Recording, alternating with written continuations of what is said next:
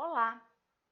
Paramos nas medidas de associação usadas nos estudos de coorte.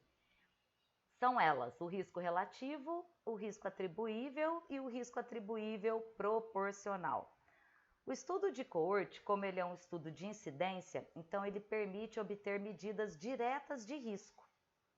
O que é o risco relativo?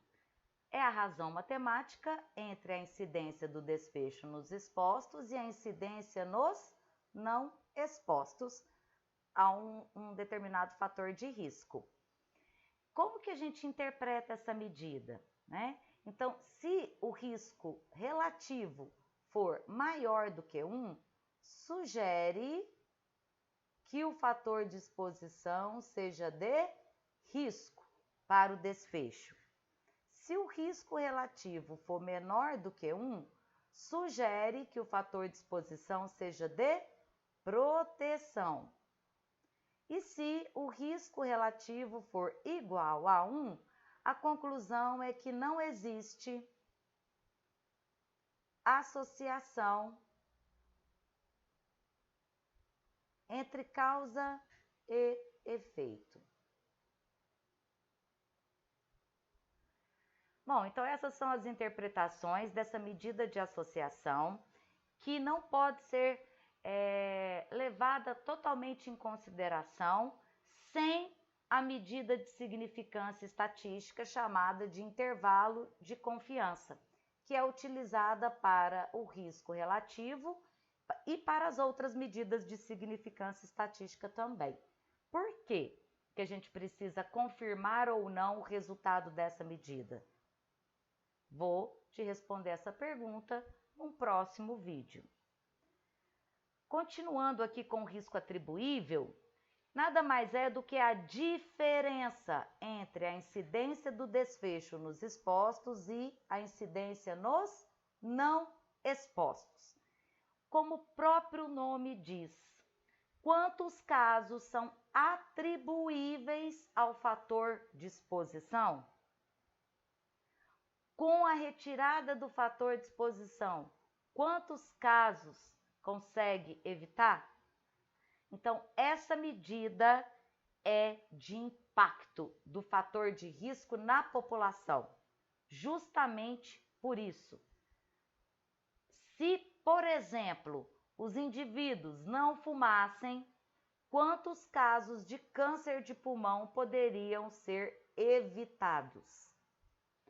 Essa medida, então, só pode ser calculada se o risco relativo for maior do que 1. Por quê?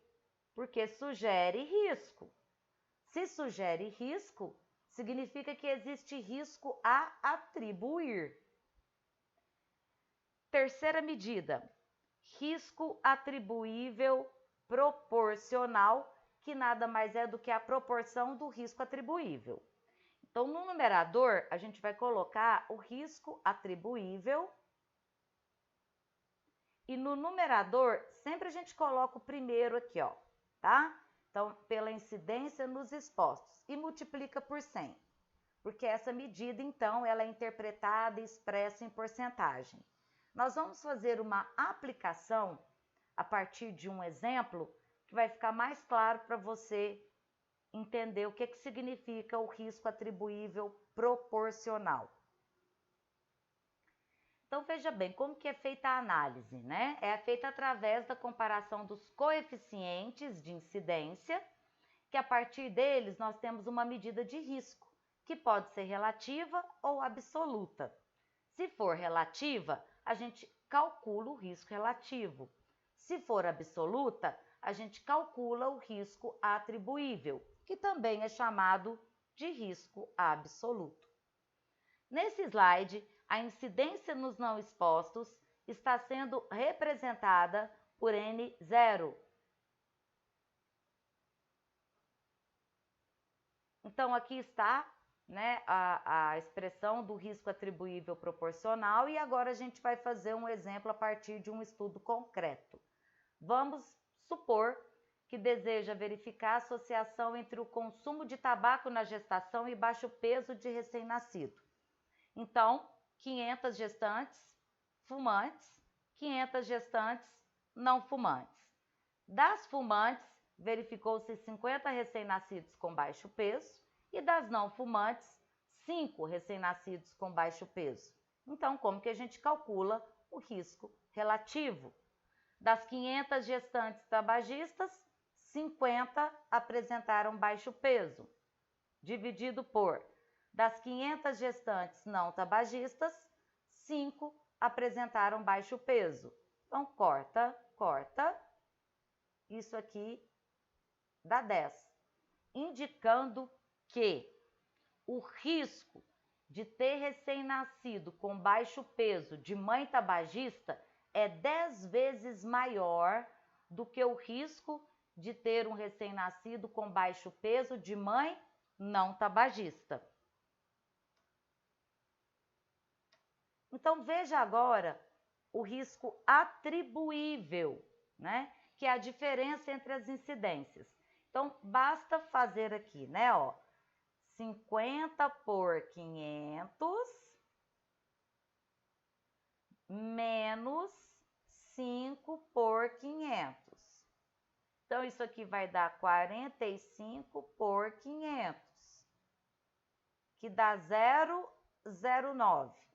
Basicamente, a gente pode interpretar o seguinte, que 9 casos de recém-nascidos em 10, né, com baixo peso, são devidos ao hábito de fumar que as mães têm.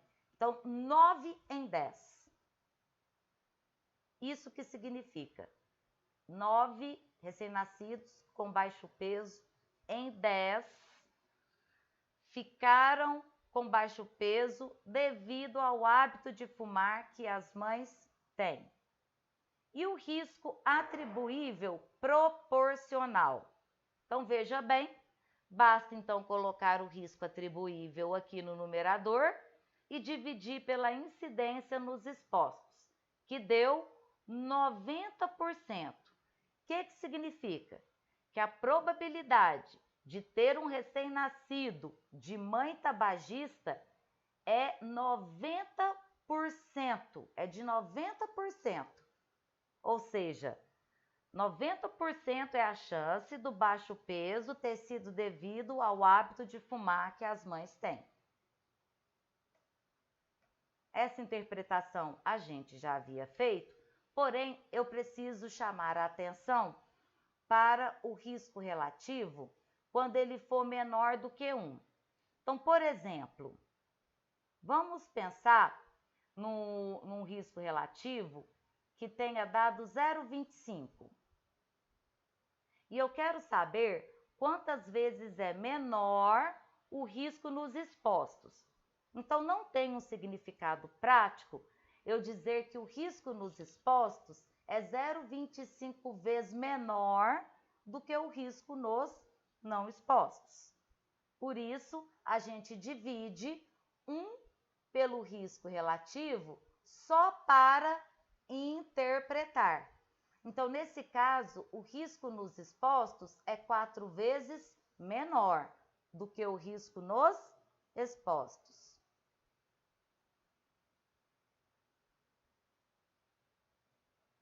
Vantagens.